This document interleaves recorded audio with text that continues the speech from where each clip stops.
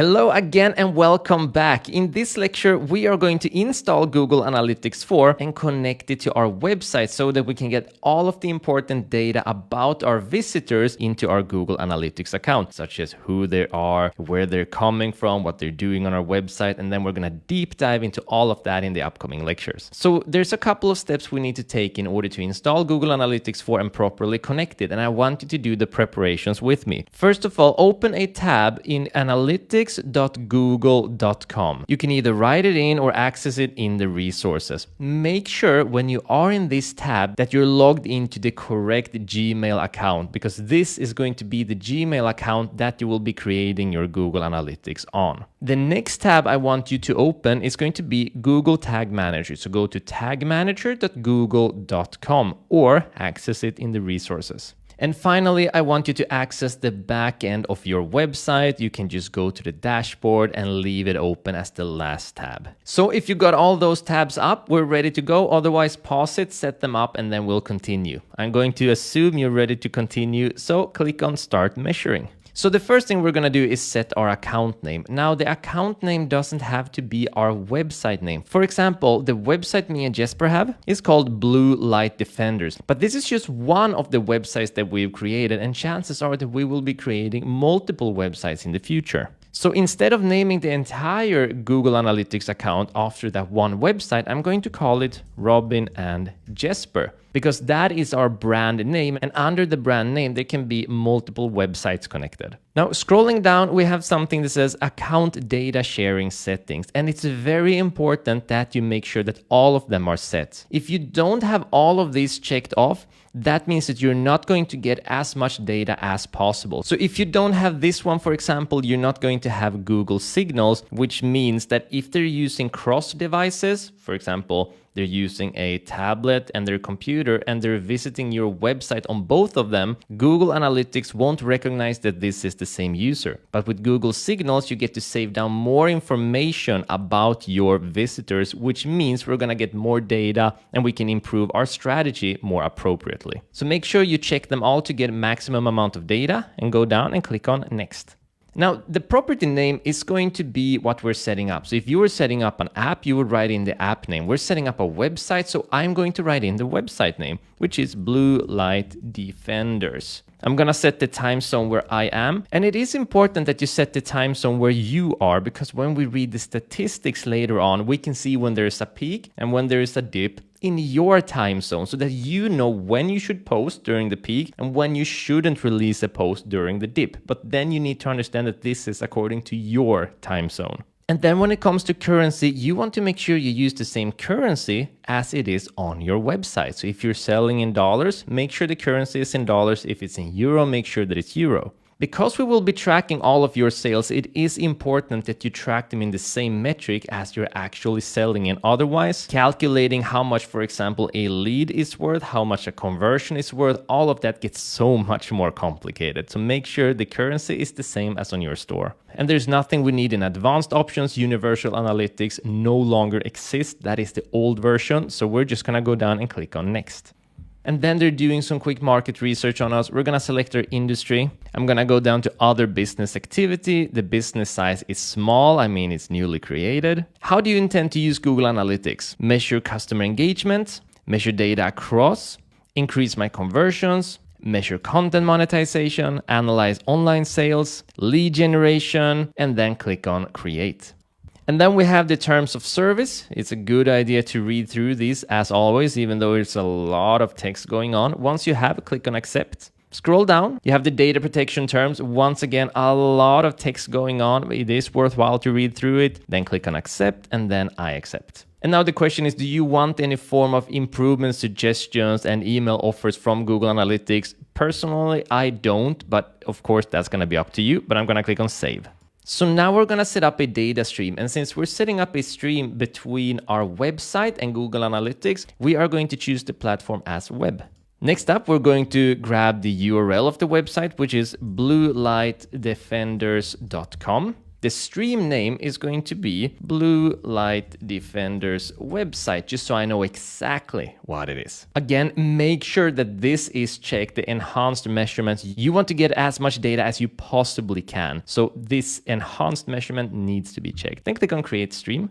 So now that we've created a stream, we need to connect it to our website. And in order to do that, we're going to use Google Tag Manager. So what Google Tag Manager is basically allowing you to add in snippets or small pieces of code onto your website without actually going into the coding part of your website. So it allows you to tag this code onto your website and then set a trigger to this where you can decide when should this piece of code be activated. So by allowing you to tag and allowing you to decide when the tag should trigger, you can fully control all the different types of codes that you add in on your website without actually messing with your website's coding. And what we want to do now is install the Google Analytics 4 code across the entire website so that it's doing all of the tracking for us. This is an all-inclusive code and it works amazingly. But to do that, we need to actually create the tag and then implement it on our website. So we're going to go to Tag Manager and then create a Tag Manager account. The account name is going to be Robin and Jesper for us. We are in Cyprus. I'm going to set that up. Container name is going to be bluelightdefenders.com and it's going to be for the web. Click on Create.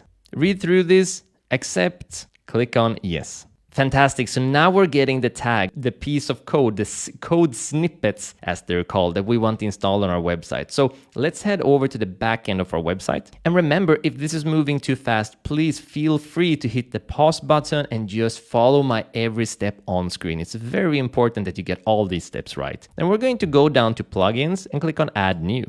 Then we're going to search for WP Code. And there it is, WP Code. Insert headers and footers. Install now. Activate. Then I'm just gonna scroll down and find it. And there it is, WP Code. And then I'm gonna click on Code Snippets. And then I'm gonna move to the left here and move down to where it says Code Snippets and click on Header and Footer. So this is where we can add in code to the header of our website and we can add in code to the body and the footer, but we only need the header and the body. This plugin is so powerful because if the theme gets updated and anything should happen with this piece of code, that means that by using this plugin, the code will always be reapplied. So the tag will never disappear on your website. It will stay reapplied and it will stay reapplied on the right place, regardless of updates. It's also a very easy way to install it. So we're gonna head back, and this first part here, it says paste this code as high in the head of the page as possible. So I'm going to copy it by clicking there, head back over here if you wanna be a little funny. I'm gonna paste it in, scroll down to body, head back, paste this code immediately after the opening body tag, copy it, paste it in here, and then click on Save Changes. Okay, amazing. So now it's been installed. Now we're going to set up our first tag. So what we're going to do is move up and click on Add New Tag here. And then we're going to select Tag Configuration. We're going to add in Google Analytics 4 configuration. And this is where we're connecting everything together. So we've connected Google Tag Manager into our website. And now we're going to connect Google Analytics to Google Tag Manager, which will then be connected to our website. So as you can see, there's sort of a triangle going around here where we're interconnecting everything. And this is going to make sure that we have a steady data stream from our website coming into our Google Analytics account. So we're going to head over back to Google Analytics. We are going to close this down. And then we have our measurement ID here. I'm going to click on copy, head back and paste in the ID. And then up here, we want to give it a name. I'm going to name it Google Analytics 4 tag ID, and then just add in the ID just so I know exactly what it is. This tag is our Google Analytics tag that we're putting on our website. So you just want to be very clear. Going to remove the double colon there. There we go. Then I'm gonna go down to triggering. When should this tag trigger? And we want to make sure that it triggers on all pages. So basically that means that every single page in our website is going to trigger the Google Analytics 4 tracking, which means we're going to track everything that happens on our entire website. And then I'm gonna go up, click on Add, and then Save. Now, in order for this setup to go live, we need to move to the upper right and click on Submit. So whenever you're creating a new tag or adding a new trigger or doing any changes, you need to submit those changes to make them go live. Then it's always asking, okay, what did you do? Just for your own sort of tracking. So I'm going to write Google Analytics 4 setup. This is just for myself here, and then click on publish. Amazing. So I'm just going to click out of this. Now we want to make sure that our tag is actually working and we have properly connected Google Analytics 4 to our website, and they're sending data in between each other. So what I'm going to do is head back to Google Analytics. I'm going to exit this, move to the left here, go and click on reports, and then go into real time.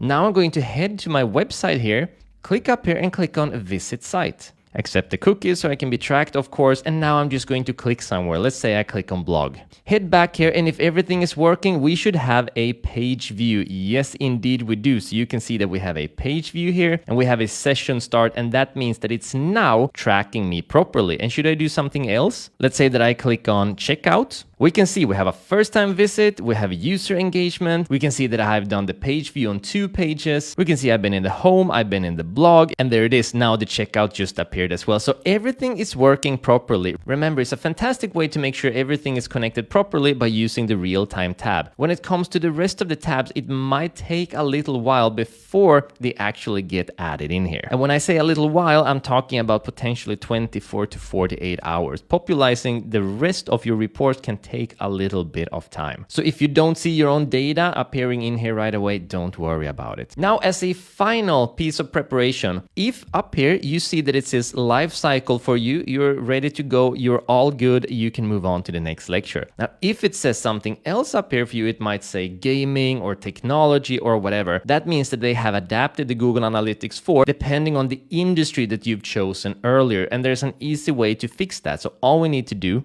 is go down to library. In here, you're going to see another piece that is going to say something along with gaming or technology or whatever other industry that you have published here. You would go to that industry, click up here, click on delete. In here, if it's not visible, just scroll to the right. You will find one that says life cycle. You're going to move up there and click on publish so that it gets published and that you have your life cycle being shown here under your reports. If the life cycle of your user is by far the most important report to have, and we need to make sure we have it in order to learn exactly what sort of data this is, how I can read it, where I can find what, and how I can start applying it to improve everything on my website and my marketing strategy. So well done setting everything up. In the next lecture, we're going to continue our setup. Now that we have the data between our website and Google Analytics, we're going to connect Google Analytics and WooCommerce so that we can start collecting things like orders, revenue, and see how much each user is worth, so we can see where our most valuable and high quality traffic is coming from, so we can get more of it in order to get more sales and a better business for us or someone else. See you in the next lecture.